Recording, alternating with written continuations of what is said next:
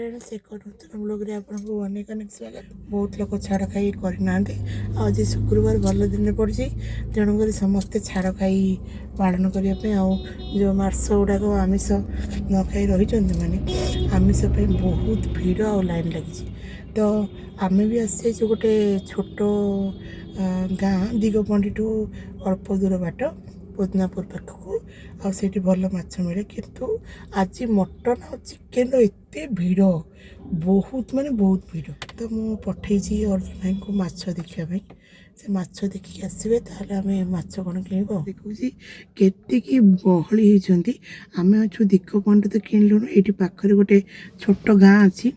पदनापुर तो रास्ता बहुत माने नेरो रास्ता तो फिर भी आम भाविलु कि नबू एठू किणु तो आसिलु तो देखिलु बहुत भीड़ होती से भीड़ देखिए आम तो मटन चिकेन किणवा ना आम कि माछ तो आम मटन चिकेन माछ जगह कम भीड़ लोक पूरा व्यस्त अच्छा जाइंट अर्जुन भाई देखा जाओ कौन कहते देखी आसला मत जन कहते